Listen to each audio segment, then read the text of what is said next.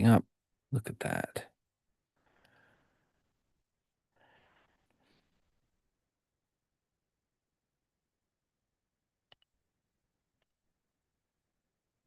All right.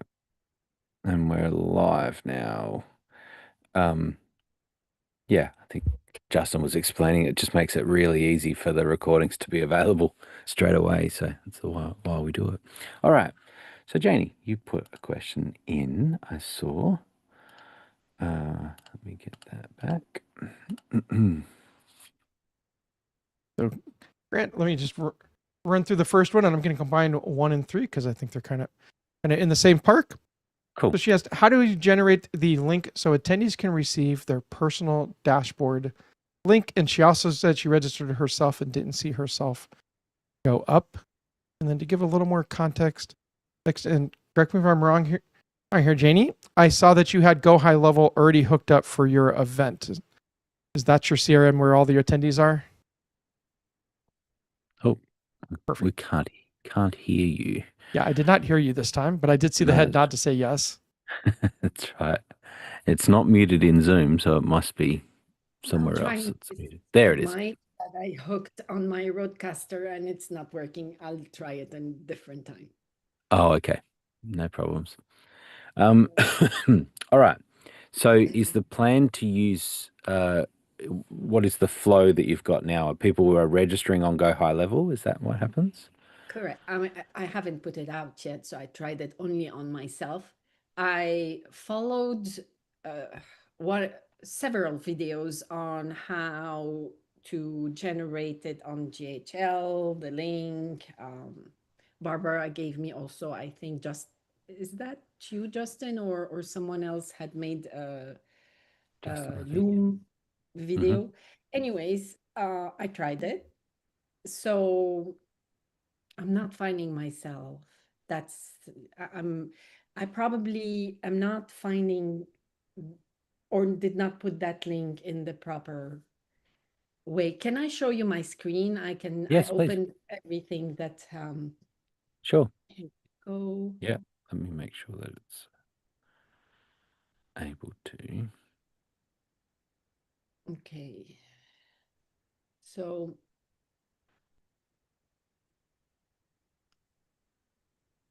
did we I don't know what you're seeing. Are you seeing? I'm seeing the dashboard at the moment. Okay. Obvio dashboard. Yeah. So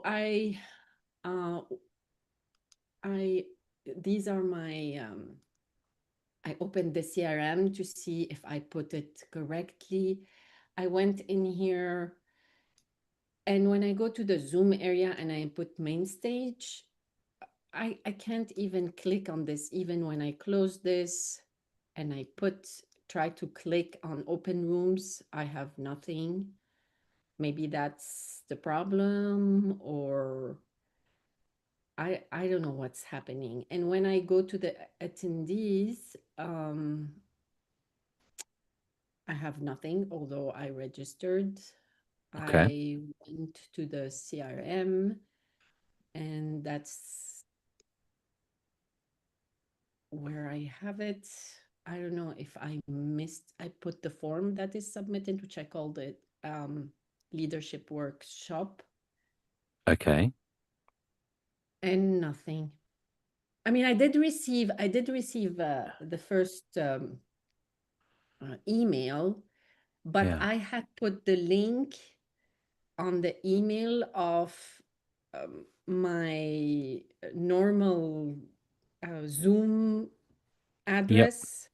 Yep. And just to check it out in case it doesn't work. At least I have something. Okay. All right. There's quite a few things here. So let's we'll come back to the opening the Zoom meeting. We need to double check a couple of things there, but let's just play with the attendees. Well, actually, we will check this because it does have an impact. Can you just go to event at the top? Yeah. Can you go to her the event ended in February. There you go. Yeah. So we need to change the start and end date of your. And is is this the event that you want to use, or is there an had No, you probably this was opened a long time ago. I've never done one, so maybe it's once the it's page like a was demo or created, something? I put this. So I need to put June, April, May, Juin, and let's say 10. Yeah. So give yourself a bit of a buffer there. It doesn't make any difference really to us as to how long your event is. So you could Okay, have we that a can couple check. of days before or whatever, and then make sure the end date is well after your actual event.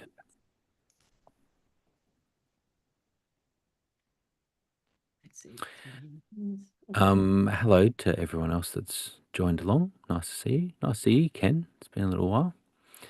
Um, And and Janie, I would go See at you, least Grant. 30 days after your event for your end date. Because what ends up happening is we start turning off the integrations and some other things no longer work. And chances are you probably still want some of that to work for at least a little bit. yeah, Same thing for the start date. If you want to be able to get into Zoom with more than just a few people, you can. Doesn't matter to us if you set that for today or if you Mm. set it there. It doesn't really have an impact on anything in particular for the start, no, but that'll allow you to at least start up Zoom. You could bring in as many people for testing if you had a bunch of team members or friends that you wanted to help test out some stuff.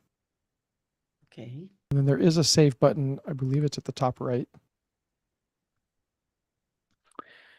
So, just for others as well, we're just diving into this with Janie. But if you want to post any questions that you have, or things that you may have come with a particular reason, if you want to put that on the dashboard, there was the ask a question link. If you do that, then we may, and if you have limited time as well, then we might be able to pause and jump over and answer yours and then come back as well. So if you just let us know what you've got.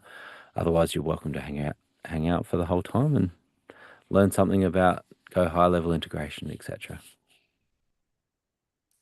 Hey, Grant, I just popped in to see if what was new and whatnot. So great to see you and Yeah, everybody here. So yeah, I'll yeah. probably be Good. jumping off in a little bit, but I'll hang around and listen in a little bit.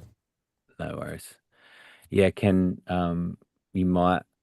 There's a newer thing that you might like is I've got a thing called a widget, which is where you can the concept of it is embedding a little widget on an external site so that you can redirect people to a dashboard after they've done whatever, signed up, so that they don't have to wait for an email, right? So on the Okay. thank you page of a registration, you're on that thank you page, you're basically passing in the first name, last name, and email, and then uh, that little widget is just creating the user in Obvio and then redirecting them to it. So it's Oh, cool. kind of a cute little system, yeah. Awesome. But Thanks for sharing. if are you using Obvio, Ken? Yeah, I just did an event 2 weeks ago that we used Obvio for. And Okay. I mean, you know what it is with large numbers of registrations and not everybody shows up. So you have Yeah. to secure the seats. So that was, I think, our biggest sort of how can we manage this properly so we don't have to pay for all the ones who are not going to show up, at least not this time, right? And at random times. So we have Sure. over 800 people register, but only 300 to 400 live at a time. So Yeah, so from an Obvio point of view, they only count as active when they go to the dashboard. So if perhaps they've which gone is to the what a lot of dashboard, them did. So they went and check it out, and then they don't show up to the show. Yeah, yeah, we I had get it. 61%, 60 some percent check in, but then Gotcha. Yeah. Yeah, I think need to put a sometimes it's button. Are you sure you want to? Are you going to be actually on? Are you, Otherwise, you're just costing me money. are you really sure? Yeah, I think sometimes it depends on when you send that dashboard link out as well, and it depends on how much you're putting on it. So part of part of what I'm starting to see is creating places where people um, have access to some of the stuff they'll need way before the show. But when it comes to the actual event, they don't get their dashboard link until the day of, perhaps, or the day before. And so it's much more likely they're gonna use it and actually show up because they've just gone to the link. So it's almost like having another page that they can go to find out other information. But then when it comes to the actual event, here's the dashboard link. It's going to start in 4 hours or whatever, and Yeah, here's the that's good. countdown, and Good tip. that's something like that. The other thing Thanks, I Grant. would say, are you on Mac? Do you use Mac, Ken? Oh yes, Yeah, good. all of them, all Macs. So you will appreciate too that we've got Blue's been creating a pretty epic new system, Zoom, our own Zoom client as an Obvio client. So you log in with Obvio, and then you can launch Zoom, or it is because it's a SDK app. Now Okay. we've got a whole bunch of controls, and one of the coolest things is a gallery monitor that looks for if there's faces in the gallery, and if there's not, it turns off their camera. And then sends them a DM that just says, "Hey, we noticed you stepped away. When you come back, just say I'm back," and we auto trigger them a start video request, and then they come back on. And so what it means is that your gallery is just full of faces and not roofs and ceiling fans and black screens and things like that, which is really cool. And then we've got a lot of other things in there with tracking what's being said in the chat, exporting, having chat coming out into pages that we can control and things like that. Lots of breakout room control around tags and groups from Obvio. So That's very grouping, cool. yeah. Are you able So, to auto detect if somebody is like this on there and automatically put oh them in the meeting yeah, room for a bit or interesting. breakout room for a bit? Yeah, interesting. We haven't thought of that, but yeah, That was that's a our good. one of our problems. We had some confidential information being discussed in front of a Right. group, and then some guy there sitting Yeah, like this yeah. the whole time. So, Wow, like, wow. what is this good for you right now? Like, do you need this? Yeah, yeah, yeah, yeah. It's one thing to take a screenshot, I guess, of content being Yeah, shared, but yeah, yeah. Anyway, send an email to us, and we'll get you a beta version of this for you to have a play around with and see what you think. So yeah, I love that. Thanks, Grant. cool. No worries. All right. But back to Back to Janie, Janie. and you'll need Yep. to reshare again. And All right. Grant, So question for you. Question for yes. you. For when you change the end date for the event after it's already passed, and you've Mm, got a service hooked up, does she need to unlink Go High Level and rehook it up for that service to start working? Or because we changed the end date, will it auto start working again? I don't think it hurts to actually to rejoin that to trigger that to make sure that that it triggers it into it being active again. I don't know the answer, and so that's why I would say let's redo it. So now, now that we've got that, we're in the active window, and particularly that the event is in the future. Essentially, we can go back to the services, and then high level. So actually, we can just gonna unlink that. Don't think unlink is on this page, is it? Just go No, back one unlink step. it Go back one step. your one. Yep, you can do it there too. Yep, and then unlink. Yep, and we're gonna link it again. So now I can just click on the high level logo and yep. So we're gonna reconnect that, and that's partly as Justin's just explaining is that it's after the event we stop syncing and or taking notice of what's going on because the event's finished. Whereas Okay. so we'll get you to log in here. Hmm. That's remember go what high this level. I is. have to double check it. Okay. You can ask someone else maybe. Actually. No worries. That's right. We're going to do this in multiple steps.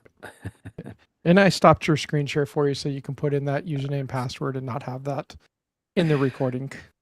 Yep. That's good. Ah, And Janie, you most likely are going to get an error once you actually do the connection.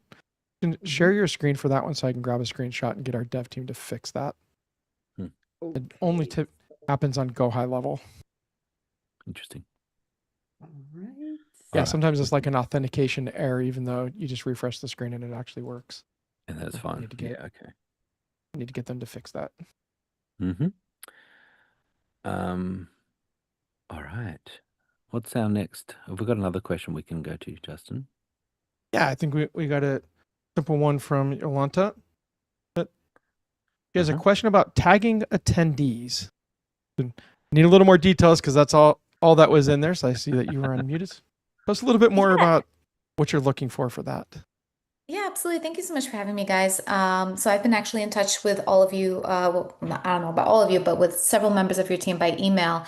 And one thing that haven't really resolved is understanding. We have a sales page active through Obvio. And you guys have been super supportive in making sure all the kinks work and everything like that. So thank you. We are not seeing attendees being tagged by ticket type inside Obvio. So we don't know by looking at Obvio if they're VIP or general admission. So maybe Interesting. there's something that we are missing, like we didn't set up like a rule or something to show that. Hmm.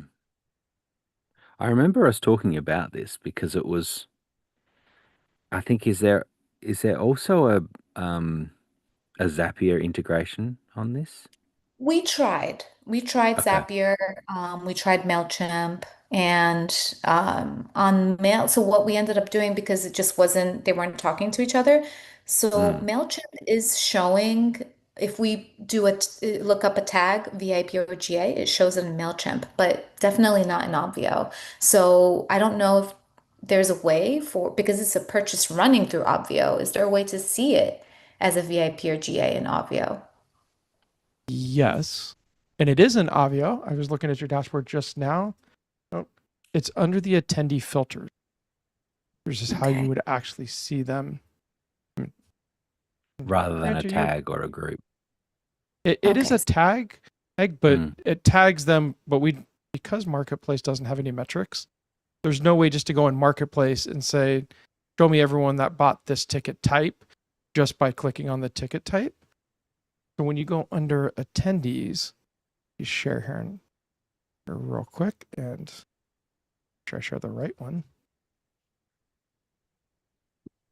Yeah, I'm trying to do it on Well, my end. You add a filter, tags yeah. include VIP, but nothing comes up for Yep. me. Yeah. I'm a little hesitant to share the screen because there's everyone's personal info and like it Right. has shipping addresses and stuff there that I'm just gonna walk you through it on this side. And Okay. Grant, if you have a sample dashboard, doesn't have people's home addresses potentially on it that we could share just to show filters. But if you go underneath the attendees, you'll see on the right side, right below the search box, there is something that says filters. If you click on that, and then you click the add filter and pick tags, and then have it include and look at your tags. There's two of them. There's PGS26-GA or PGS26-VIP. Whichever one you want to look up. Once you put that in there, then click the save button.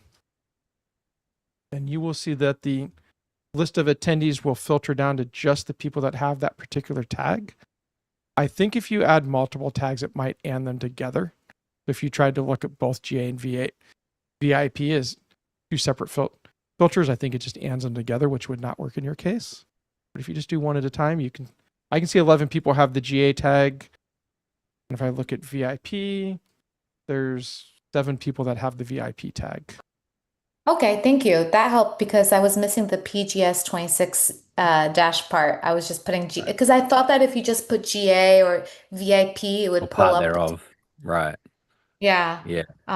Okay. Okay, that's great. And And I think there another was a little second tip, part. just a little Yeah. tip on that is that you could do an export, attendee tools export, and and then you'll just get a nice overview of all of that data. Even just to know, oh yeah, I can see the rough numbers and what those tags are, in a single spreadsheet. That can be a way of kind of easily seeing the data, and then you can use filters and things. So yeah, Yeah, definitely. No, thank you so much for helping me solve that conundrum. no worries. And the last part was for the sales page. And the only way people can navigate through it is by scrolling, and then they click on the button, and then it will land them on the ticket options. What I was wondering is, by any chance at all, you know how in the dashboard, in the event dashboard, there's a beautiful navigation bar at the top. Is there any chance something like that can be replicated in the sales page to move around different parts of it? Yeah, yeah. I mean, you can use basic HTML anchors and tags, on that page, and so, it's an old school way of doing it, but you can create anchors, and then a normal link that links to an anchor, which is an anchor is a hashtag, and then, it has the, whatever you want to call it, and then you can create a link that is a normal link that is a hashtag. So I can probably give you an example of that. It's just actually creating the anchors is a little bit tricky. Um, but at that point, then you can really create. So you've got an anchor and a link, and so then you're linking to an anchor, and that can be however you create your links across the page. You can then be bouncing across, different parts of the page, and it just goes instantly there. It's a very, very, very old school, thing that was built, very early on to be able to bounce around parts of pages. Um, and so we can leverage that. Um, Linking part is really easy. It's just creating the anchor that's more of a code-based thing. Let me just see if. And while Grant's doing that, I will say that every time I've been in coaching programs that have reviewed sales pages and people have put those navigations, 100% of the time, the coaches have said, remove out the navigation. It typically ends up reducing sales as people are skipping over important parts of the page in there. And so that's something to consider as well. Of technically, yes, it's possible to do what Grant's going to show you, but from a sales standpoint, should you do it? And I'm not a sales expert for that, but I just know every program I've been in over the last 5 to 6 years has said none of those links every time someone's brought in something to have them review that have had them. Gotcha. The reason that I asked about having a navigation bar is because we actually tried setting up anchors before, but we couldn't Oh, figure out how to do it. On right. this page, the only option we saw was to make it jump down to the tickets. So for example, if someone wanted to learn about the programming, right? They saw the top and they wanted to, yes, I understand, the other parts are important, but maybe have one of the buttons jump down to the programming instead of immediately to the tickets, right? Um, that's what we were thinking. Fair enough. Yep. Yep. Well, Fair enough. And I know Grant's going to show you the technical option of potentially how to do it. Thank you. yeah, it's about using code. So using HTML code to create the anchor. Um, and so I'm just uh, I'm just making sure that I get that name right. And then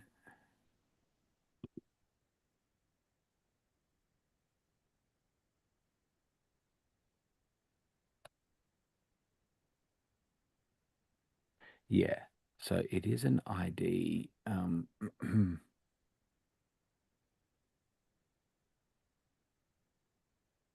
have and make a page that's long enough to be able to show you, but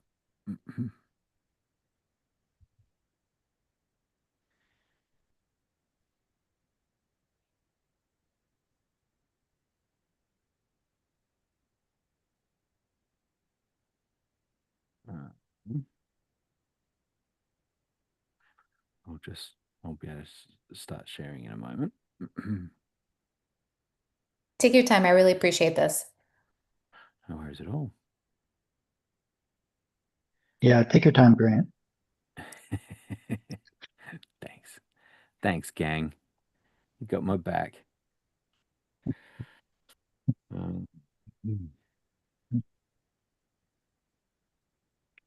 get it.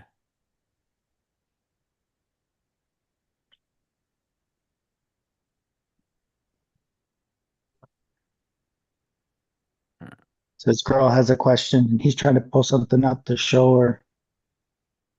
And he's like, yeah, this will just take a second. You guys can be patient. And the girl was like,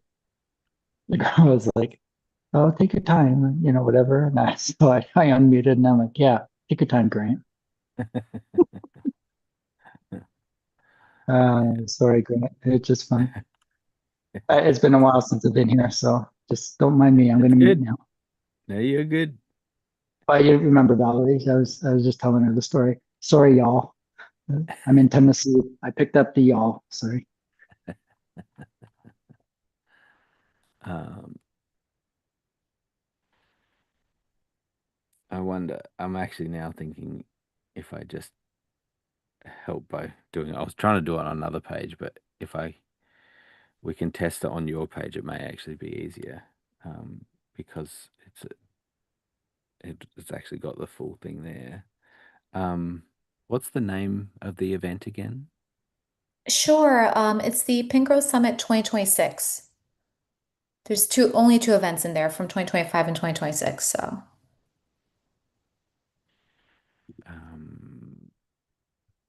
if you're doing a search for it, Pet Industry Network. Yes, there it is. Thank you. Mhm. All right. Now, it used to be many years ago, 30 years ago, you'd use you'd use name inside of a link, but generally that's not used anymore. It tends to be ID is what we use. So I'm just checking. You can still do the name thing. I think in this case, Yeah, name might make more sense because it we're auto may. generating all the IDs behind the scenes. Mm-hmm. Well, yeah, it was going to be creating another ID, but so where is it that you will want to? What's one that you actually want to do? Share. So instead of see ticket options at the very top, I thought maybe like having that, see the program instead, in Okay. case people wanted to see the detail, jump down to see some details. Obviously, there's some valuable sections that follow that. So, Mm-hmm. but I think it's a good starting Right point. here, maybe right here. Yeah. Okay, this could be an anchor. Yeah. hmm Now this might not work in that one. Let me see if I can add. You're going to have to add a text block, and I That's would do it right. above the 2026. Yeah, up in here.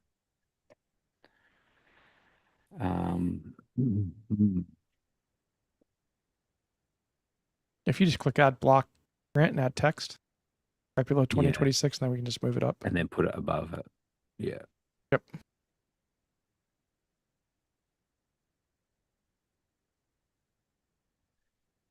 We should be able to make that.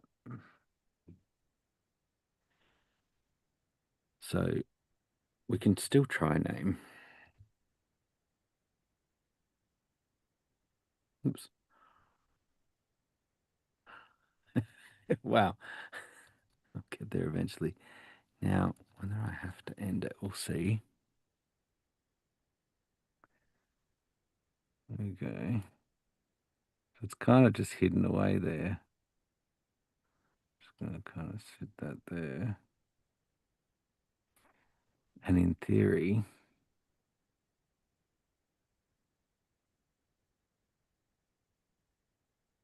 We should even be able to do. Whoops. Well. Hey. All right.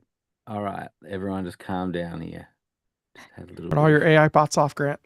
I know exactly. You see Oh, that? great. Yeah. So now Fantastic. yeah. So now you just literally create a link, and you can create links just with hashtag program. Mm-hmm. So um so that another link, I'll just this is live now, right? Yeah. It is live. Yeah. You Okay. could even do it on the button. If you roll over that view ticket button, Grant. Yeah, I was just like, but Not at the changing it, but moment, yes. just wanted to show instead of ticket registration, you could put link. And if you Mhm. were to put hashtag And you name can in just there, do it that. should then go down to Mhm. the actual program section. Yeah. Yeah. Let's test it and see Okay. if that That's actually good. happens. All right. I was reluctant to because of No, don't worry, don't it worry. being live, but I mean, if it works, then great. That's what hang I on a wanted to second. do. It may need to. Yeah, might need a second. Yeah. Let's see here.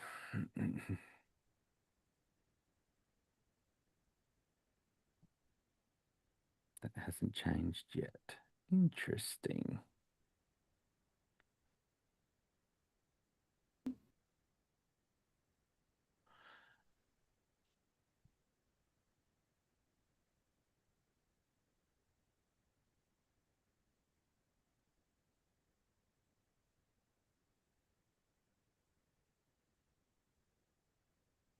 Hmm. Well, you need to scroll further down because that's at the Oh, is top. it? You edited, yeah. Uh-huh. There you go. See, it There you worked. go. Yep. Brilliant. Thank you. You were This is right. what So I've been trying to that figure was it. out. Yeah. So just to be clear, it was just in here again, Hmm. and it was not that one. I've probably made it too small now. Yeah, you have to tinker, like, the That's right. hover. So I mean, look, these are the things that I know you've heard us talk about how we are likely not going to continue Hmm.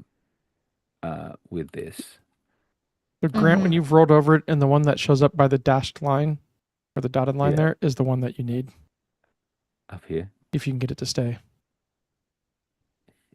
Oh yeah, there we go. Yeah. So Hmm. that's what you're looking at. It Right. is actually just a link, but it's that creates Yeah. the anchor using the name. So Hmm. cool. I'm curious, why would you be sunsetting the sales page? Uh, so the thing with this is that I, I haven't necessarily convinced, or Blue is not necessarily convinced of us totally sunsetting it. But the reason is that in order to have to build to sell your event, ideally what you're doing at the same time is building your list. And at the moment, that we're not a CRM, we're not going to be a CRM. And really, what you want is when you have people sign up to your event, whether it's free or paid, you want them to be also signing up to your list.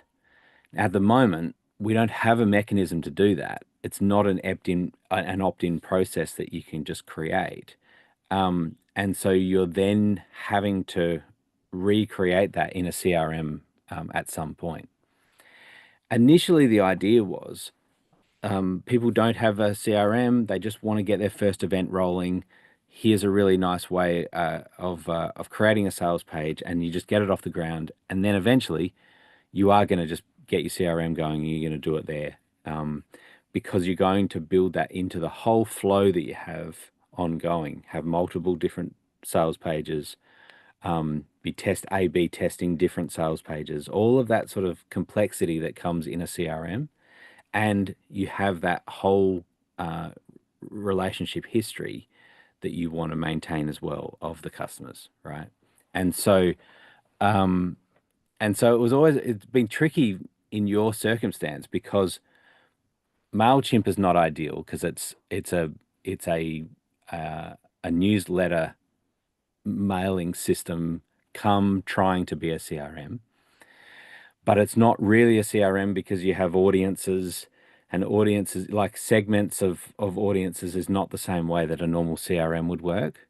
And so that becomes tricky.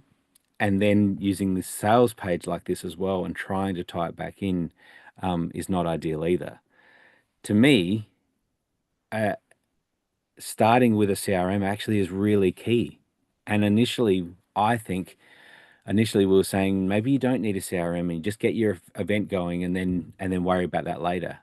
But actually, I think it is fundamental, and particularly with the pricing of some of them, where you're paying $100 a month or something. I think it's really key. It's foundational to your business to have a CRM that is kind of the home for things. And I know that there are some features that we have built that perhaps are easier or not as, or you can't create as easily on other systems. But it is the right place to do it. And it's the flow it's the train, the way that it goes is like you have your CRM, it connects to Obvio. Obvio is about your event delivery. And so that makes it clearer for us. What we're trying to do is to make event delivery and that temporary membership site um, as as best as that can be, and not trying to do CRM things. And that's where we kind of muddy the water with having this set up. And so, because then you want to be able to do upselling people. You want to be able to do these different elements of the sales page. And so that's really where I think that the encouragement is that we have let me say hello. Let me say hello to Coco. Is that you have the right tools in place for the right task, and one thing hands off to another. Does that make sense? It makes sense. We were very excited about Obvio to do everything in-house there because we had a horrible CRM experience. Aw, so cute. Last year, through Squarespace, because we had Hmm. our sales page on Squarespace, and our website's hosted there, and we tried all their bells and whistles for email marketing and sales and everything, and the experience was horrible. I don't recommend it to anyone. So that's why we were like, okay, Right. with all the work, we did the same work like 5 times, between our email marketing and then Squarespace and then Obvio. So we said we just want to try to bring everything under one platform as much as possible. That's why we appreciate you guys Reasonable. letting us, give the sales page a shot. Definitely, we had the biggest concerns were around like the loading, right? So leading up to today, like we fixed it finally with your help. So I appreciate the team. So everything's loading much better now, but. I understand it doesn't have maybe the optimal functionality as a sales page either, but I do look forward to when it comes down to the actual live event. I'm not pulling up multiple systems. You know what I mean? Like Mm. that's everything is there. Instead of me having to try to pull or fix an automation. You know what I mean? That breaks during the live event. So yeah. Thank you. I'm really, yeah, no, it's a really important conversation because it's not just, for me, it's not just about a sales page. This is about what are the challenges that you are dealing with that the right tools, fix that or are the solution for that. And when I say, maybe it's a throwaway line, when I say that we're not a CRM, um, I I think it is a complex thing to do a CRM and do it really well. And I don't think that any of the CRMs do it really, really well, right? And that's what's really hard is that they all have their quirks and all is a bit of a challenge. But fundamentally, it is a place that's storing the history across multiple events. And I think that's where it is different from an Obvio point of view, is that we're saying, here's the 5 events that you've got, and they're completely separate. And here's the CRM that kind of ties it all together to say, they went to the A, B, and C events. They're signed up. The whole email, deliverability aspect of CRMs is really a big deal, particularly is getting harder and harder, right? To make sure that emails are getting through.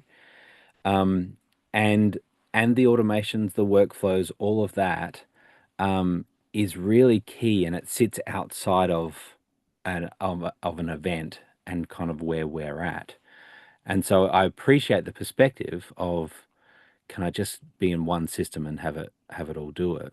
Unfortunately, I feel like Squarespace is also not a CRM, right? Like, as in it is an online store platform. It can be, it's not how it started, but they added being able to have purchases and things like that. But it's not a CRM, and not particularly good for selling events. Like, yes, selling an ebook or selling a physical product for sure, but for selling events, I think it's a unique beast.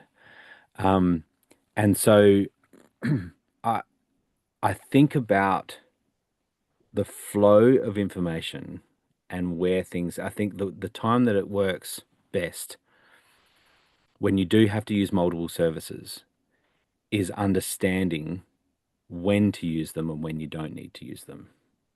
And so I like the idea that, I think of the train, what is the flow? One thing, just it goes down the line, that a list that you've sent out to, firstly, Obvio doesn't send marketing emails, right? Obvio is set up to be able to send transactional emails. So you need a place to be able to send marketing emails. And so sending a marketing email, while someone says, okay, I'm going to look at this and sign up to this page, they sign up.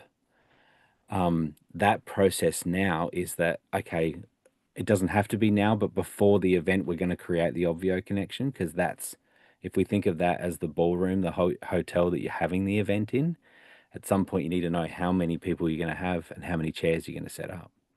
So we think about it in those terms, and it's like, okay, that is the next step. But the CRM is holding all of that data and doing those automation steps. I just think that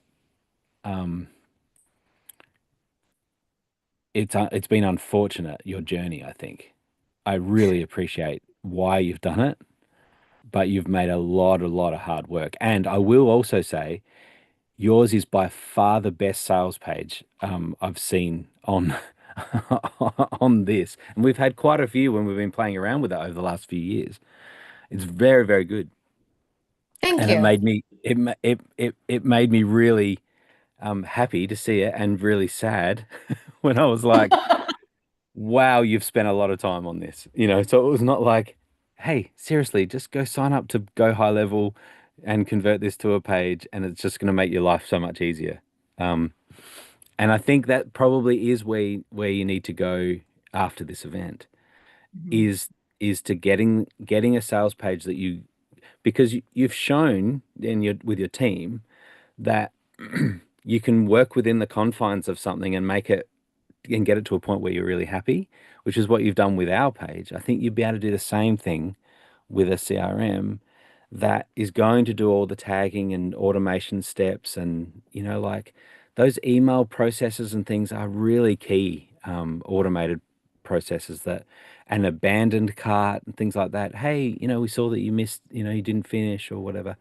Setting up all that stuff which is why the CRMs are complex, because they offer so many different features, but those things are really key. So I'm trying not to be defensive about a somewhat incomplete feature.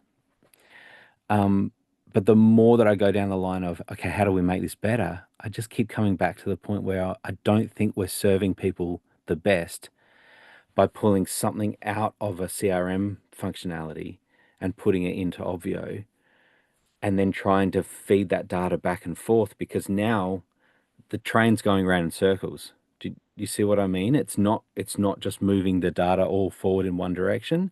It's going back to Obvio, back to CRM, back to Obvio, and it confuses the process. Unfortunately, we do have lots of services that we have to connect everything to. When we have modern businesses have lots of services, and I think of it as a toolkit, and I think that there are times for a hammer and there's time for a wrench, and it's like, and just knowing which is the right thing, because I feel like what we're trying to do is to use the wrench as a hammer when we're doing it this way, and it kind of Right. works. It kind of works, but it's just not the way it was designed. It's not the best tool for the job. What would you suggest as a better tool? You mentioned Go High Level, but any others that you recommend? I mean, the ones that we already have the integrations for. So it feels like there's been a bit of a push. High Level has been doing a lot of marketing, and they're a very big service that handles lots of different industries, as well as this kind of enrollment based event sort of industry does work within it. But they're a large company that actually handles lots of different types of services, in-person businesses and things, and so they have lots of features, and that's what I mean by it being a strength and a weakness. It can do the thing that you probably wanted to do, but it might be a little bit tricky to find, and to work that through. So the other ones, I have. Obvio, Sage uses Keep, and has a lot of success with that, but has also worked pretty hard to make that work. One of the things I don't like about Keep is that all the tags are numbers, and so when they come into Obvio, you see all these random numbered tags rather than the actual words. And so I do like High Level for just syncing normal tags. It makes it a little bit easier. Lots of people Grant, have. question on the Keep front. Yeah. I have always seen everyone that's had a decent looking Keep sales page has always told me they have a bunch of add-ons they have to buy in order Right. to make it work, and Keep out of the Mhm. box. Like your sales page looks beautiful. Well, and like to try to get something like that and Keep is not there out of the box. You'd have to go buy some add-ins and spend a little extra money. Is that still the case, Grant? I think so. And I haven't played with it too much, but for Sage, they've just been on the journey for so long, and the list is big, and so they've just stayed with Keep at the moment. But there's been some new changes with HubSpot that have been good as well. I think HubSpot is a little bit more expensive, I believe, and then ClickFunnels is great as well, and they've got that more of that process of enrollment based, that could be worth sort of exploring that. This was ConvertKit, but it feels to me like we mostly, at least people in Leap and people that are using Obvio, we are mostly using High Level. And that doesn't mean that it's the best for you. It just is what is a lot of people are using. And I'm playing around with it a lot myself. And so I kind of like the idea that we would get to a place where we almost we have a preferred option, and it's where we're spending a lot of our time and we're building in the special integrations. And for me, that feels like it is High Level. But yeah, it's it is a tricky space. It really is. And for all the things that you described wanting in one spot, it is Go High Level or ClickFunnels, because those are the out of all of them, they're going to have the beautiful pages that you want. And so you can do all of your purchase pages, you can do your upsells, you can do all your automations. I'm partial to Go High Level. That's what my business runs on. So I know they also have membership site. It's not not great, but it's there. They have calendaring built into it. They've got all your email campaigns, like scheduled emails versus automation emails in there. There's a lot of features that are built into there, and everything that you described wanting is built into both of those systems in an fairly easy to use fashion. If you've used a page builder and Go High Level, page builder and ClickFunnels, going to look fairly similar in a lot of cases to what's in Marketplace that we offer. So I would investigate both of those based off what you've said.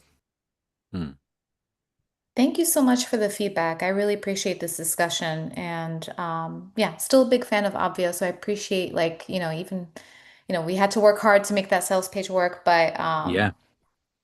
we're excited for the event. So we had such a good Yeah. experience with the execution and delivery last year for the actual event dashboard and everything. So that's why we had such high hopes for the sales page. Sure.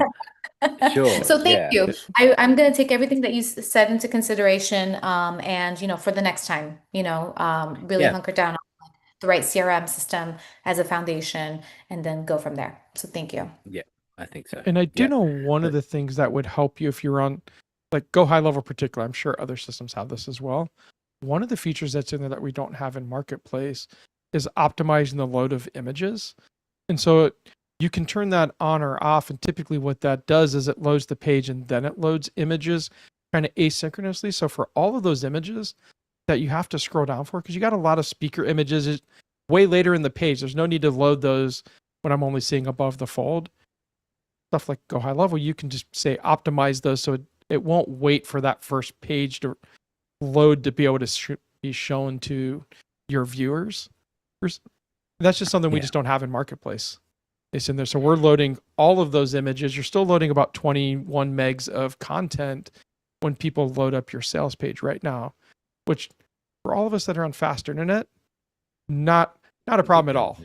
But when you get on mobile, like if I disconnect my Wi-Fi from my phone in my house, like it's atrocious. I'd be lucky to get your sales page actually loaded, even if it was fully optimized. Like my cell signal in my house is terrible when I turn off the Wi-Fi. And so if other people are having that, you're going to have some of those issues still. It's better than it was. You were at 36 megs. Now you're at 21. So the images got optimized, which is definitely helping you out.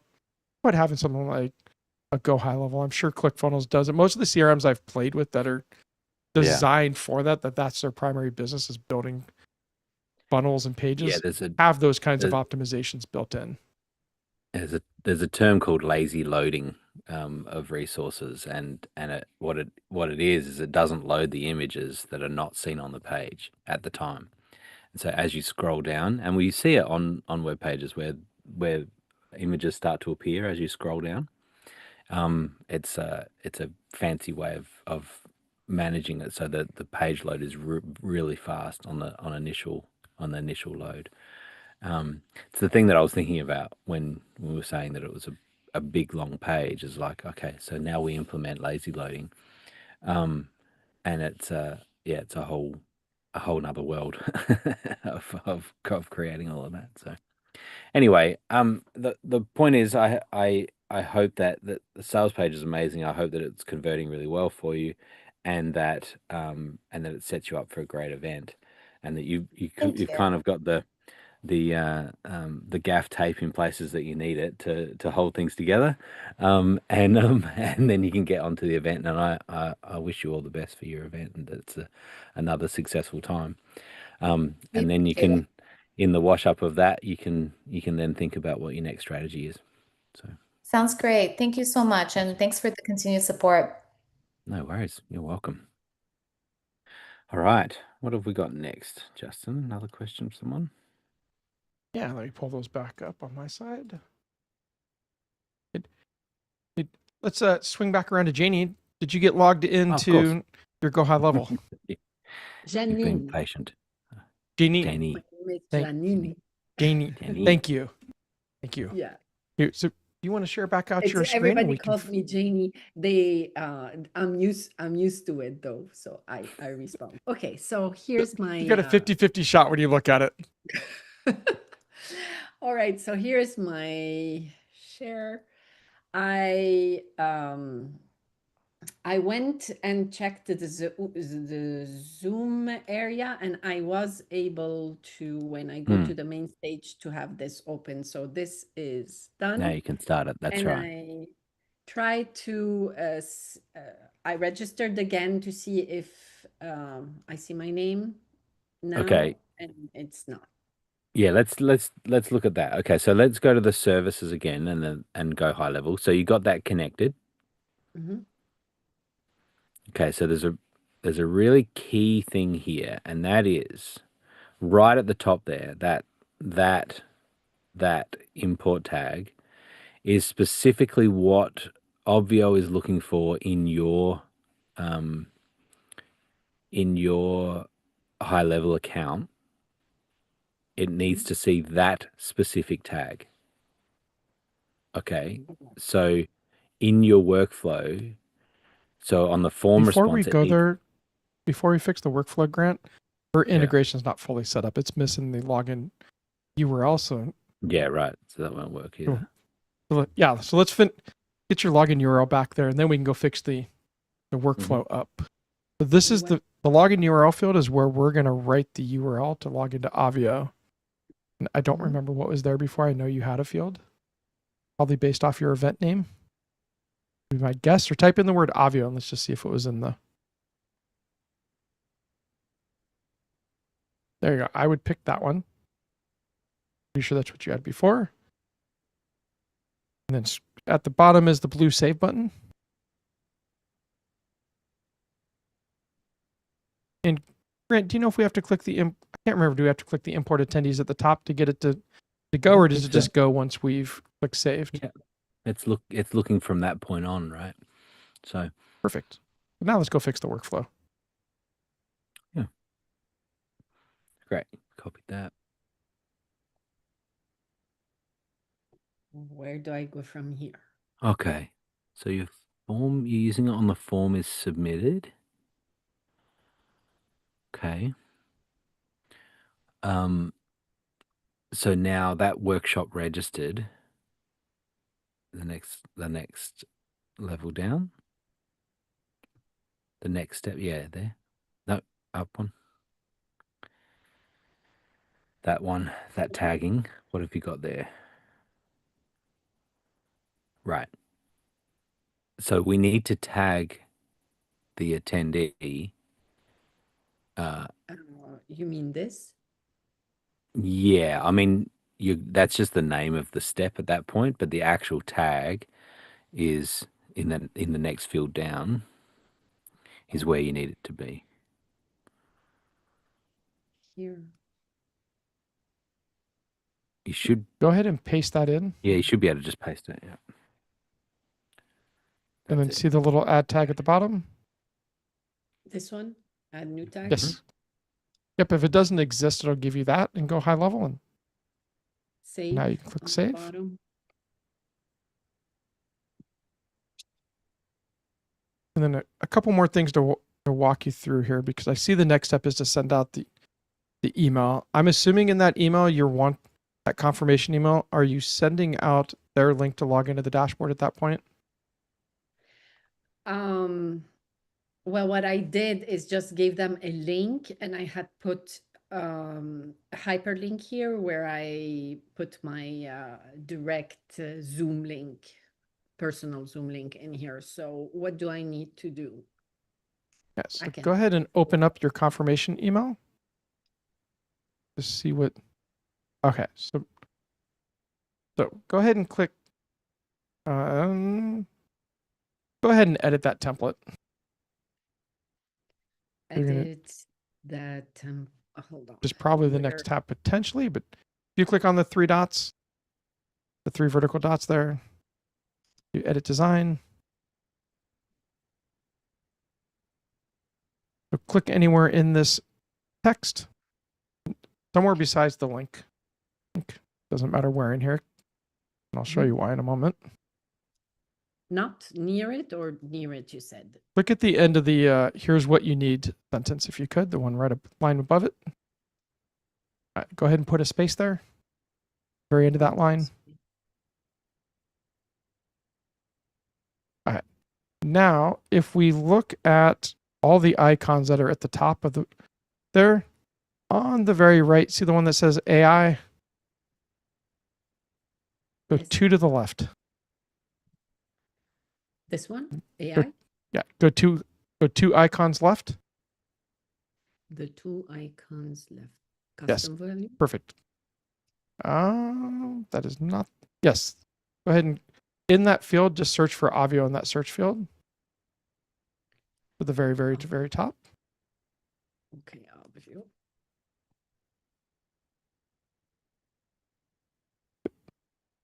Now go ahead and highlight that whole bracket all the way start to close bracket. You can go ahead and cut that or copy that, either one. And now click on the link, the click here to join. You just click anywhere on that link. You don't even have to highlight the whole thing. Okay. Do you want me to hyperlink it, you mean? Like There we go. Now that you clicked on it, so click on just the text that's behind this pop-up. the text behind the pop-up? Yeah, where it says click here, just click here. Left click, not right click. Left click on where? So right now you're clicking on the right mouse button, which is popping up that menu. I just need you to click on where it says click here to join this session. Anywhere in there, if you click on that underlined text. But because it was already a link, it actually highlighted the icon at the top. You'll see 2 icons highlighted. One's the bold, the second one's the link. Go ahead and click on that link. And where your link URL is, paste in that text that you have, that bracket. Yeah, the reason we had to do this is if you actually click on that little tag icon at the end, it only pulls up things that are links. It doesn't pull up all the rest of the custom value. It pulls up trigger links in Go high level, so there was no way to find that field. This was a hack around to find the actual custom field that you needed. And so now you can just click save on here, and everyone that has that field filled out with the URL, it'll automatically hyperlink it for you. So you can just save this template now. Save it. And I'll work on it for it to make sense. Yeah, exactly. You can change all the copy later on. Right next to that blue save button's a little X so that we can get out of this pop-up. Okay, saved. Go ahead and click save action at the bottom right. Click on the save button at the top right. How many saved is there? Yeah. Okay. Yep. So one more thing that we have to add in here, because what's going to happen right now is you're going to tag your attendee and then immediately send them an email. Obvio hasn't had a chance to add them as an attendee yet. It hasn't had a chance to write back in their URL. So the way to set this up so that it'll do that and has time is if you click the plus sign underneath that Obvio little tag there. And on the right side, the very top recent action says wait. Go ahead and click on that. And where it says time delay, go ahead and click on that. And scroll down. And we want condition. And for the select, the contact details. And then in that search box, just type the word Obvio.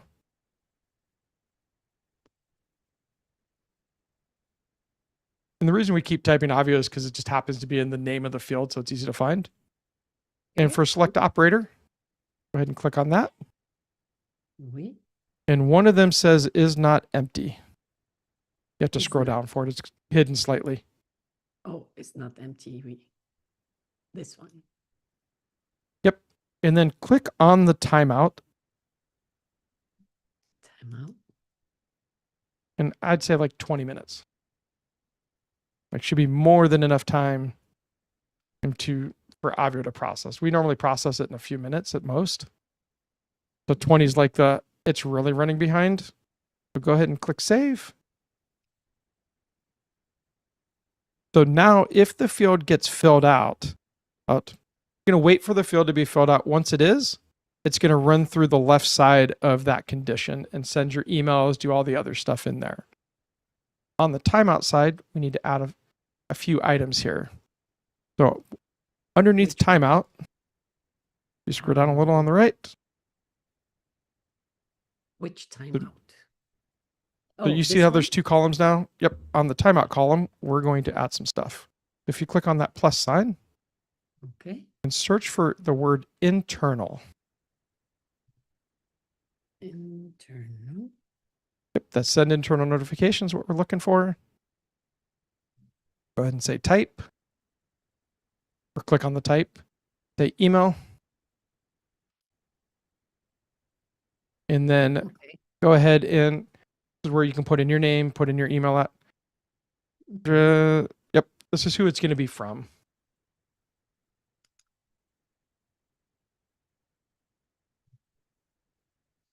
Okay.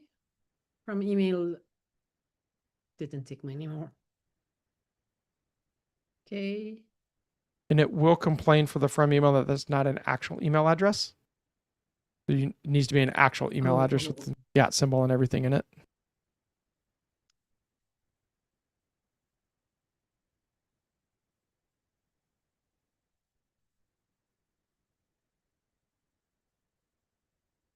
Okay. Click and user type, click on that. A particular user. In the select users, pick yourself. Okay. Yeah, just pick yourself and then you can click off of it. There we go. For the subject line, click the little tag at the end. Go under contact.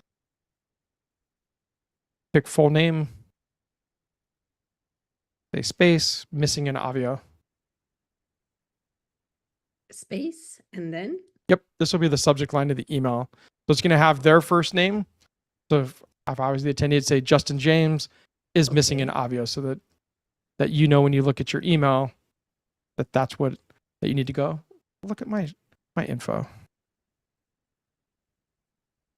It's missing. Do you want me really to write that? All right, whatever you want the subject line to be. I always make mine that so when I get the email, I know that, oh, they're missing in my Obvio account for my event. Because this is basically saying Obvio after 20 minutes didn't create my attendee. And so something's held up here and I need to be notified whether I need to go manually do something, whether I need to let the Obvio team know. I just don't want my attendee indefinitely to sit in a waiting state, hoping they at some point get the email. Okay. And then in the message down below, go ahead and the very first icon in that little box is a little tag. If you click on that, I typically will under contact, top option. I'll pick full name again. Then on the next line, go back under the contact tag. Normally I'll put their email. And then anything else you would want to write to yourself to know. Sometimes I'll put the URL of my actual events so I can go right to my attendees in Obvio and see they already get created. But at this point, you can just put your name at the end of it and call it good. Or save it is good enough. And you can always come back and modify this. Yeah, I will go back and see. And then under that internal notification, we have two more steps we're going to add. So click on the plus under internal. Oh, in it or after it? After it. Okay. And then click wait. Okay. And go ahead and click on time delay. The actual drop down that says time delay. And we're going to look for condition. And we're going to click on select again. Do contact details. Search for the word Obvio. Go in the search box. Okay. And then click on operator. Say is not empty. Click save at the bottom. We don't need a timeout this time. And then underneath that weight that just got added, we want the plus sign. And we're going to search for the word go to.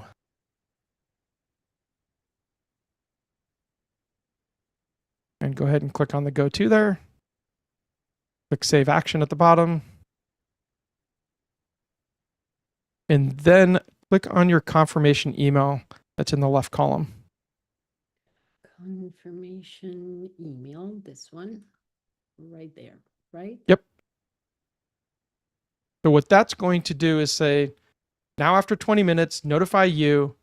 Once that user gets created and their URL is filled out, go ahead and go to that go-to step, which is then going to take them through your normal process of sending their confirmation email and everything else that you have scheduled. Got it.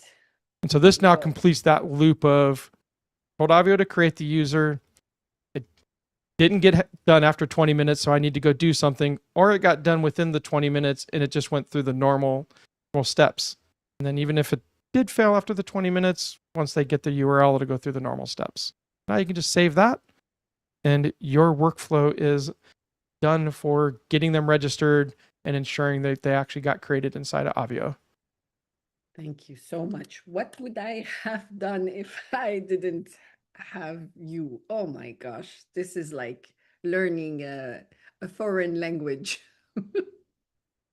And I've learned some of these the hard way, doing exactly what you've done, and then coming back later and going, oh, I sent out an email that didn't have the right URL. How do I get the URL? Oh, I need to wait for it. And then later on getting support emails going, I never got my URL, like, and realizing, oh, something happened with the communication between Obvio and Go High Level. Like, how do I notify myself so that I don't get surprised later on and have attendees that have potentially paid me money that are now annoyed that they never got their information. And so you start learning these things through trial and error, and then you come into meetings like this where we share the trial and error so you can skip all the error steps. A quick question, and this one, I think it's quick. So I am planning on using this Obvio for my weekly Thursday live meetings because I want to make myself familiar with how to use it. And so that the only way is to change the design for a weekly workshop, and when it's the time for the 3 days, redesign it for the 3 days, or can we split somewhere? So what I would do in this case is, if you, in the upper left, you click back to workflows. Workflows? If you look in the upper left, you have a back to workflows. Yes, test workflow The here. other left. The other left. Back to workflows, yes. So when you're on this screen looking at all of your workflows, in those vertical 3 dots for the workflow that has all the stuff that we just did, you can click the 3 dots and say duplicate. So you've already got the structure for all the logic we just put in. And so I would start typically with duplicating that workflow, which is the second to bottom option that's shown there. And then you can change the trigger, which instead of it being the form, maybe it's a purchase of a ticket. The tag for Obvio is going to obviously change if it's a different event. And your emails will change, but the structure's there for the wait stage, for anything else that you might add in there as part of your Thursday event. And a lot of that same logic will still be there for your 3-day event for the initial confirmations and everything. And so a lot of times that's where I start. So it's complicated. So it's better to leave the design for the 3 days and have the weekly go directly to Zoom, no? Because the whole chain is changing now. Who's getting in? Who's Think of them as 2 separate events, which they really are. Your Thursdays weekly meetings, one event. Your 3-day events, a different event. They're going to have different sales pages, different ways they're going to come in and sign up. Probably a different dashboard that's in there. Your Thursday event won't have the same info that your 3-day event is going to have in it. Yeah. So my question is, I need to change this design also, and so you use can it for the live? Yeah, so you can duplicate your dashboard. So when you look Here? inside of, if you click on your organization name in the upper right, and then go to Oh, events. okay, I got it. Then we So go those to three dots, it's Mhm. one of the options underneath there is duplicate, and it'll ask you a few questions. You want to duplicate the areas and all the Zoom stuff, and so Oh, you'd okay, give I it your got new it. name, what the URL is, the date, time. I typically it. just say yes to all of those toggles at the bottom. Yes, duplicate my Zoom areas. If I've used Got it. broadcast, duplicate them, and then you just go through and modify the content. But if it'll have your structure, it'll have any designs. Chances are you've probably designed the dashboard with your brand colors are already in Mhm. there, so you don't want to redesign everything from scratch. This is the This is way to do awesome. that. Okay, great. Actually, this is perfect. I'll work on it. I took a lot of time, so thank you. Appreciate it. Yep. And I will give you one more potential hint for go high level because you're doing it weekly. Is the same people coming in every week to that Thursday meeting, or is it going to be different people? Different people. Perfect. Then we won't I won't even talk about what I was going to cover because that'll just muddy your waters. But perfect. Then you are set. Thank And if you you. get stuck, reach out to our support. They are there Monday through Friday, 9 a.m. to 5 p.m. Eastern time. We obviously have our Wednesday call that you're on, and we can help get you unstuck for that piece. And then I do want to cover your last question because you had one more question unrelated to go high level, which was Yes. around editing your Meet the Host. Yes, And because so I couldn't put my bio. Yep. So when So I bring went back up to, your show you exactly where it when I is went there at. and went to design, and here I couldn't find where I could put my text. Yep. So on the left menu, very left menu under features is the speakers page. Right here. And if you roll over your bio, you see the little cog that's on the right side. You click on that, then then you can edit all your bio, you can edit your picture, and this is the page that button that you on your dashboard is pointing to. Okay. All right. So then I will, so I need to link that, which is not linked right now. I need to link It this it is actually linked. So you can see right now your link is going to the speakers page, speakers. which was the page that we just looked at that had your bio on it. Okay, because Yeah, goes here. those navigation links don't work when you're in preview. In preview mode really is intended just to see does the design look right. If you want to look at it as being able to click through things, I would either tag yourself inside a Go High Level if you wanted to go through the workflows, those to get into the event, or I would go under attendees and just create yourself a test user. And then you'll have a URL as a test user that then you can see what buttons are turned on. You can click on all of the various buttons and they'll actually work. Yeah, because I cannot see my name in here, although I had, Yep. yeah, I will try. Yeah, so if you go under attendees, can just click the add attendee button. And you could call it Jane Doe for the name if you wanted, test user. You can put anything you want for first and last name. And you do need a last name, so I'd just make user the last name. And then you can give it anything that's a valid email. It doesn't even have to be a real email. It just has to have some words and then an @ symbol. And then click save. You don't even need a phone number, don't need tags. You only need tags if you need to test something on the dashboard that's restricted by tags. And so now if you click on the test user name in the same page that we're in, go back to attendees, click on test user. The very first field is their login URL. And if you click the little circle icon at the end, it'll open a new tab to that exact attendee dashboard. This is how you can view the dashboard as any attendee, actually. So now you could click on Meet Your Host. All the navigation is going to fully work. This is what your attendees are going to actually see when they come to their dashboard. Okay, great. Thank you. This is so helpful. Thank you so much. Yeah, and go ahead and click on Meet Your Host. Let's just make sure it really works. And Yeah. Yep. So Awesome. you were all set for everything's wired up right. You can make all those changes. You can look at preview. If you click preview on the dashboard and then go to the speaker page, it'll still show you what it looks like somewhat in preview. But as I mentioned, the navigation stuff to go from buttons on the dashboard directly to the pages, you got to view it as the attendee. All right. Awesome. Yes. Thank you. Thank you. You Thank are you. Thank you. welcome. Thank you, everybody. Thank you for being patient. No, this is common. It's common, this whole setup, and so we can even use this as a way to show people how to connect it and set it up well. Yep, Great. and I know John and Carl, who are both on this call, are the people that you typically are chatting with anytime you use the chat system or send in support tickets. It's not me or Grant responding back. It's going to be John or Carlson. They're definitely taking notes of these questions that people are asking so that we can get help articles written. These come up a decent amount of times of how to do some of the stuff.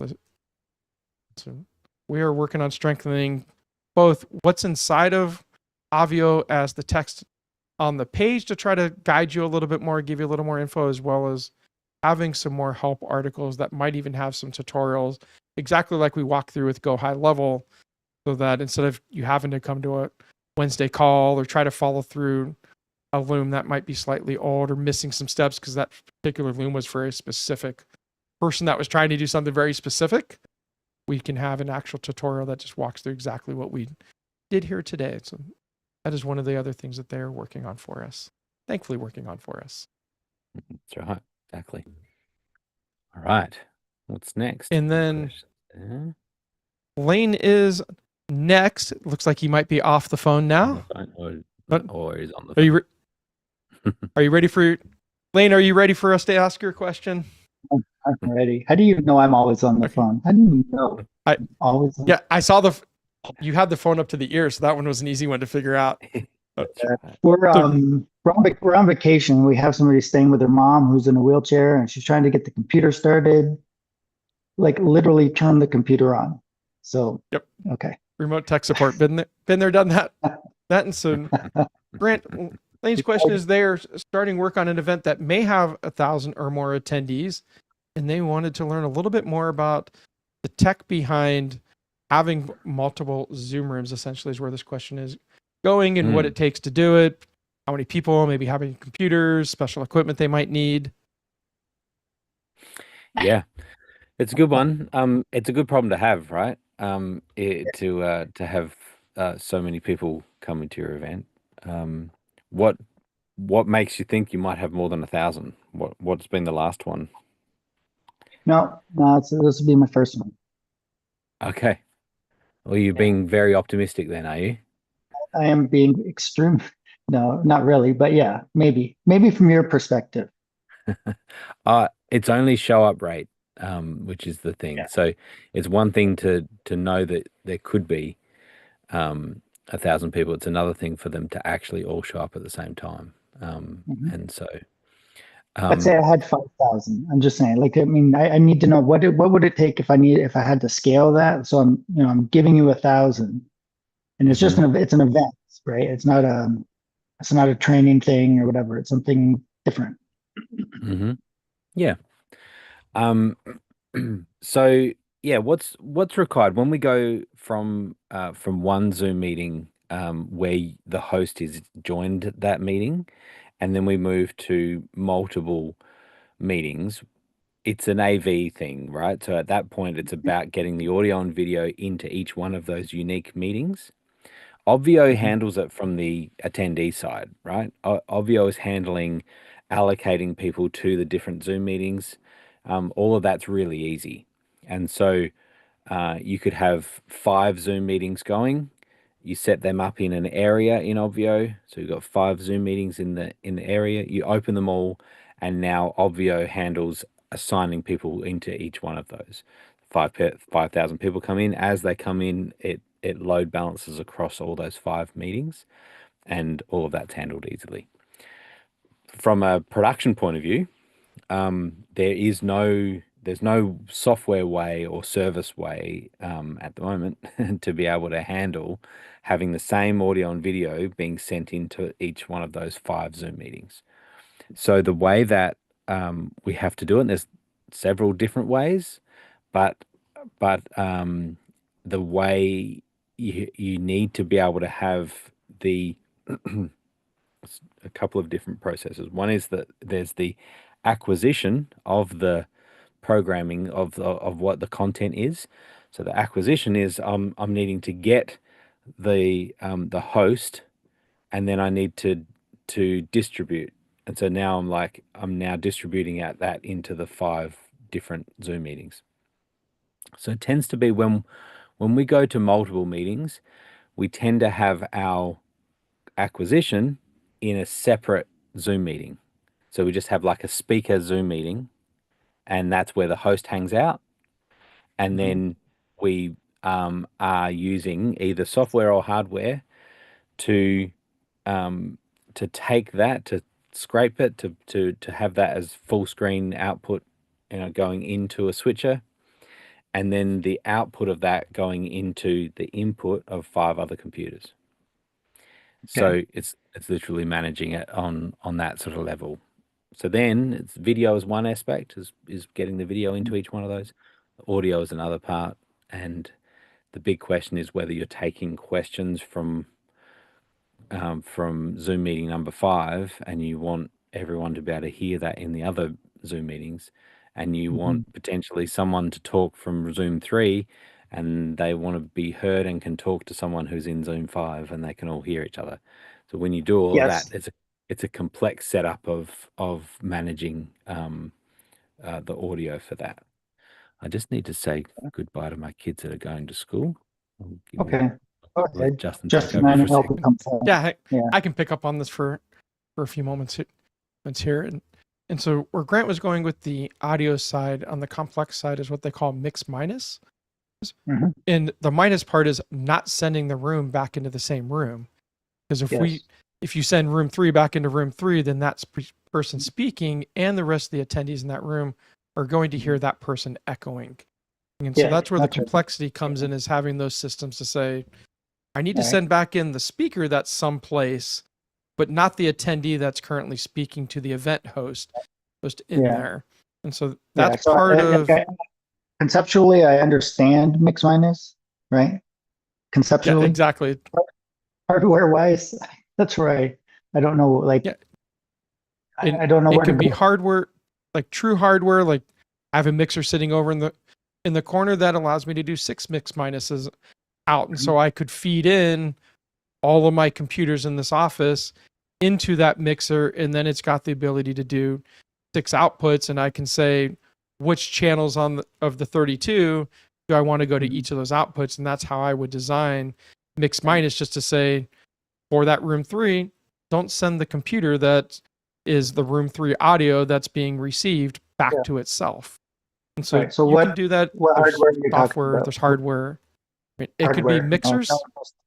It could be mixers. It could be sometimes it could be software. We're in there. So there's a number of ways you can get the audio in there. I'm gonna go hardware. Part of what you're going to hear in the conversation, and we had a detailed conversation of this last week. Same question actually that somebody else asked about having multiple Zoom rooms, and there's just a lot of options in there. And so to try to give one definitive, like you need this exact hardware, is hard to say without truly having a fairly in-depth production conversation. But on the concept side, it's the mix minus side in there that you have to worry about, and getting all of that audio, both from the room to the event host, and then getting the audio from the event host back into the rooms, and then not sending the room back to itself. Whether it's a Dante card, whether it's a mixer, whether it's some bit of software that's gathering them, but conceptually, somebody has to design that for you, whether it's you. And in most cases, most people end up hiring an AV crew for a lot of this, because you can see the complexity that, like, we're only kind of getting started a little bit with all the things. And so there's just a lot of moving parts, and there's people that already have all of this stuff set up that kind of plug and play where you go and join their stuff and they can help you do all the distribution. They can get all the audio, video, and all that. And you as an event host, or even someone that's the show caller and the kind of the technical director, just has to tell the AV crew, here's what I need. And they're designing all of that and making sure it's all working right and doing the things it needs to do. Because it might not be 5 Zoom rooms.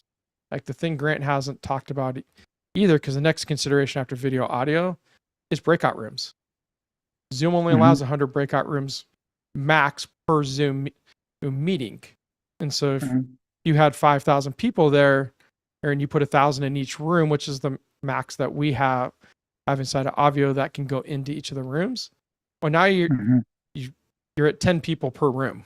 Like that's the minimum number of people you can have in a room. And a lot of times the 3-day events are doing 4 to 6 people or 3 to 4 people in a room. And so now you're into well, if I only want 5 people in a room, well, now I can only have 500 attendees max per room. And now that means I need 10 rooms that I have to manage. So you also have that consideration for how do you want the breakouts to truly work and how many people and whatnot. You also need somebody to manage all of those breakouts, or a group of people to manage those breakouts. We have some help inside the Obvio controller to do it, a bunch of those things to try to do it. But without the Obvio controller, a lot of times as someone that's run breakout rooms as just a tech help on event, I'm spending the whole breakout time just assigning people in those bigger events. All the people that come in after we've opened up the breakouts. And so you got to manage those, and you can only manage one room at a time, even though that one person might be responsible for 3 to 5 rooms. They're really mouse in one room, assigning a bunch of people, going to the second room, then doing a bunch of people. And so it takes a bit to do that. And so definitely, if you're going to have an event this size, definitely, whether it's a reach out to myself, Grant, Blue, Muddy, like there's several of us in the community that we run these events that we can help scope out that, whether it's us helping you understand what it truly needs to be at a much deeper level than what we can cover in the time we have here, or potentially even being the resources that are doing all the work behind the scenes so that you get to show up and just call the show and be the actual event. If you're not the one on stage, then at least calling the show and making sure all the technical direction of the show is happening while you have a team pushing the buttons. Yeah, I mean, we're not talking, UPW here. Yeah, you just picked 5,000 for the thing. And what I will say is, whether it's 5,000 or whether it's 1,200, the minute you get into multiple Zoom rooms, the tech stuff is the same. It's just a scaling thing. Like if we look at like UPW, instead of having 5 or 10 rooms, they might have 25 or 50 or 100 rooms on some of these big giant events that are going on. But all the underlying tech of how things are getting there is exactly the same. And in most cases, after you get a certain number of rooms, they just become view only rooms where you're never going to, as the event host, take questions so that you don't have to try to do mix minus on 25 rooms or 100 rooms. Maybe you do it on 3 or 4 rooms, and maybe those are VIP people, or you might even do it on just one room, even in some cases. It's just to make it a little easier in there. But the tech is the exact same. It's just a scaling of, you got more to manage as the event gets bigger. Yeah. Okay. Yeah, I mean, the way Valerie explained it, she thought it was not like this. And I was like, yeah, I don't think so. Like, I knew it was going to be like more entailed than what she was envisioning. Yeah, I will just say that there is a really easy approach to this if you're not sure of what the numbers will be. And it's just a built-in feature. It's what we're doing right now in this meeting, is we're live streaming.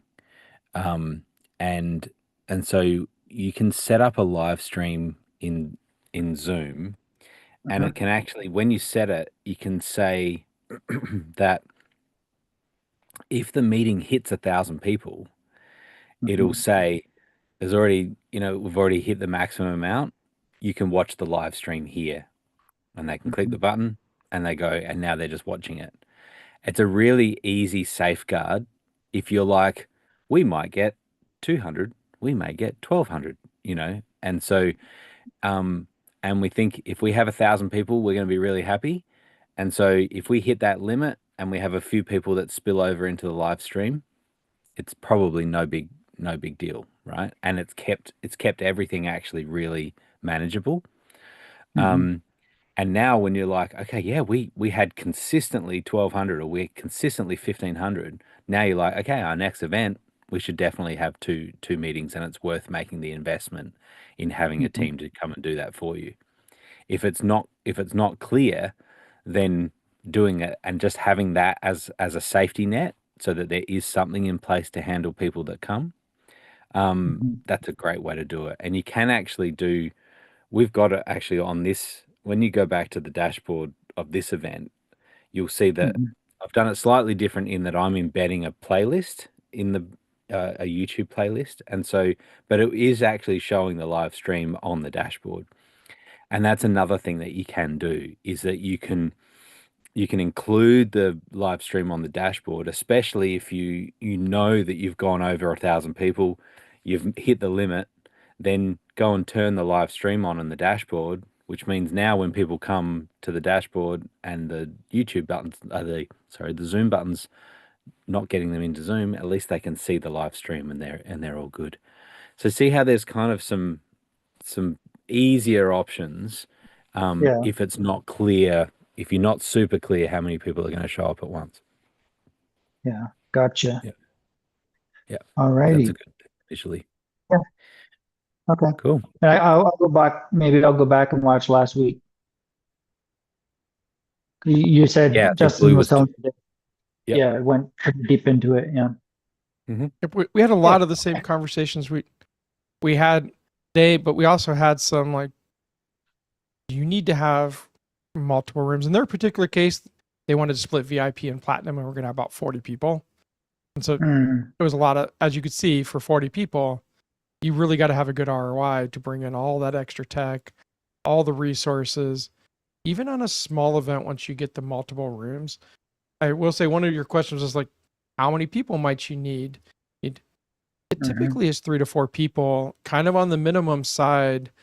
It Once you start getting that there, and if everything Mhm. goes well and there's no hiccups, one maybe two could run it. But it's when all of Mhm. a sudden like a camera's not quite working right for the feed into the extra room, or audio's not right, and now you're trying to help the next speaker that's coming on get a tech check, and like there's just too many things when something needs to be fixed for one Yeah. person to be able to do it without you noticing as the event host that something is suffering. And so many Right. times you bring on those additional resources in addition to having all the tech stuff going on, so that they have very specific responsibilities to, whether they're monitoring the audio and video in rooms, whether they're just monitoring the breakouts, whether they're monitoring chat in the individual rooms. Mhm. Like, you start bringing on more people to do that stuff we want the event to run smooth, and we want to catch things either before that they become noticeable to the audience, or as soon as they become noticeable to the audience, and not have one tech person be too taxed to be Yeah. able to get to things and have to make it Sure. wait. Because that's not a great experience when that happens, that you now have to wait for a bunch of stuff because you don't have enough resources. Sure. Yeah. Yeah. No, that totally makes sense. So, to each thousand needs a computer. Just wanna, right? Like if Each let's each say thousand. let's Yeah, let's put it two ways. It's each Zoom meeting needs its own computer and a way to get the audio and video into it. Whether you put Mhm. 1,000 people in the room, or you split smaller numbers because you want breakouts or you want smaller groups of people, it's just each Zoom meeting that's part of that would need a way to get the audio video. And many times it is its own computer. Some cases, if you have Mhm. a powerful enough computer in the right account, you can run multiple Zooms from one if all you're doing is pumping audio video and not doing anything else. But Mhm. there has to be a Zoom client that's sending audio and video into every one of those meetings. Right. Yeah. I'm not at the point of getting virtual machines from Amazon. I'm not there yet. No, You and want that to be that. and that yeah.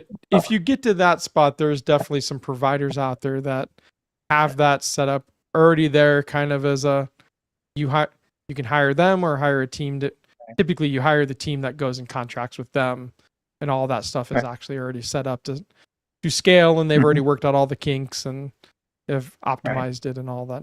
But shockingly, it is really reasonably priced for what those companies have actually done, and in the scale and the stability, and so there's lots of options when you get to that point for sure.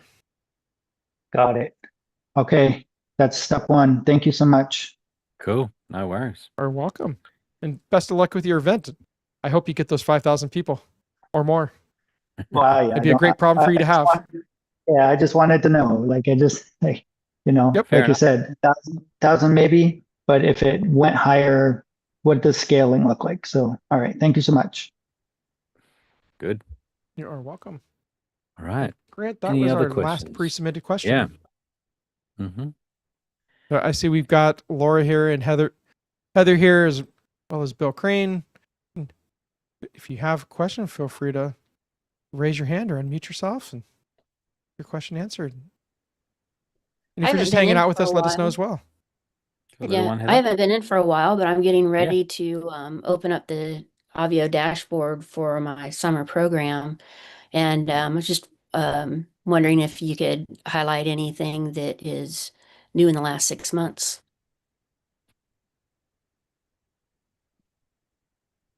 I mean, maybe the Zoom settings. So we've got more Zoom setting options. So you can now turn on Q&A, the Q&A feature within inside of Zoom, not the Q&A forms within Obvio, but Zoom's Q&A. If you needed to do local recordings, things in addition to cloud recordings, you can turn that on as well. Well, there's a few other settings, and you'll see those when you go in the Zoom areas. There's a Zoom settings button that's at the whole areas. It goes across all the areas. And then once you're in a particular area, there's a Zoom settings button that's for just that particular area. There is one big difference between the two of them. Zoom areas, you can set regardless of if the area is already created. For the Zoom rooms themselves within the area, those settings only are available to change when you create the area.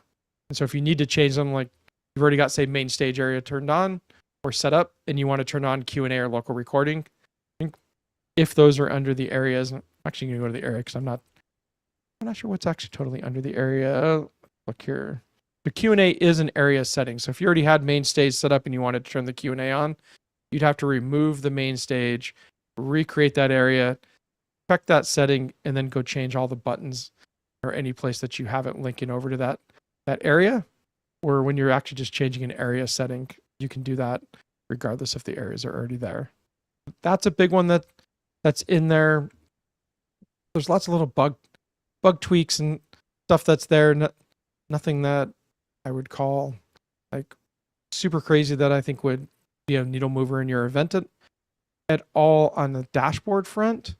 One thing that can be useful is under production menu, there's a widgets menu.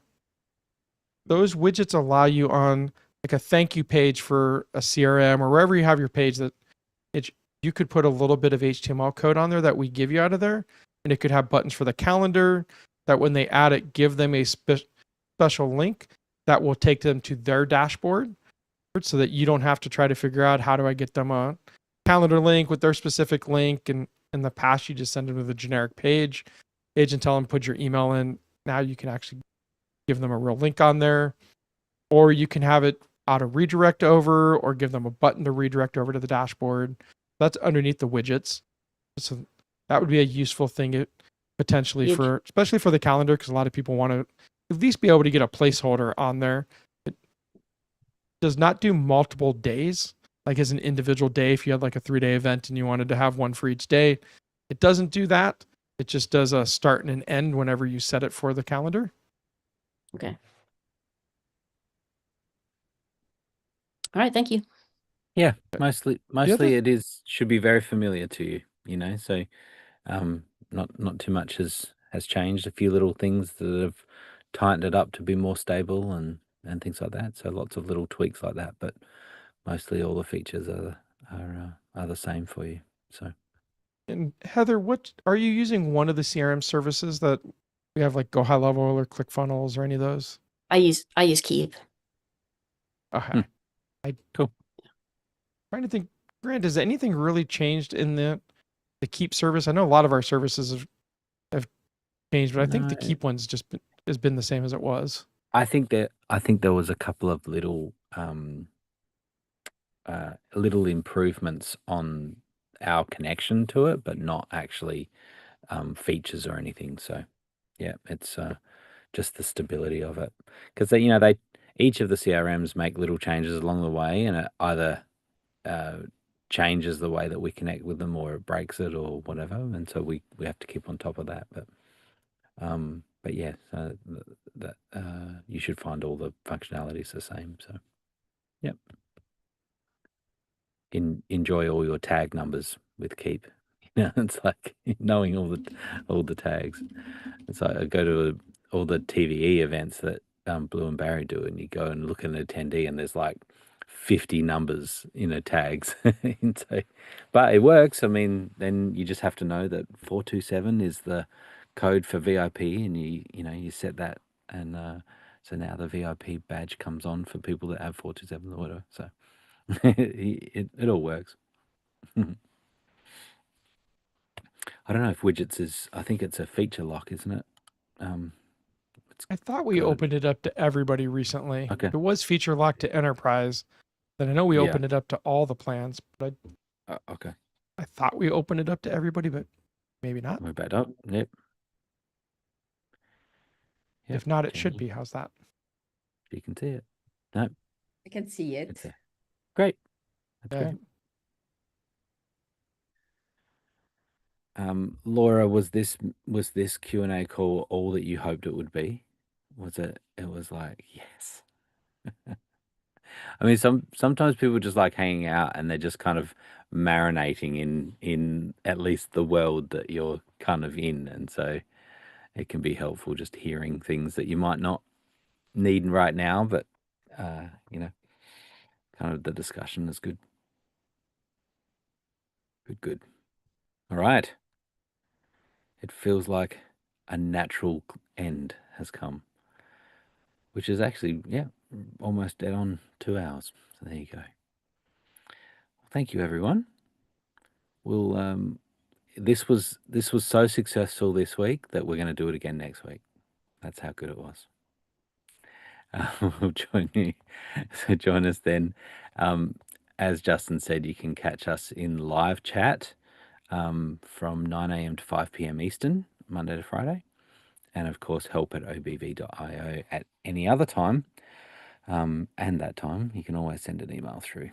And then catch us again, this time, 5 p.m. Eastern on Wednesdays. All right. Bye, everyone.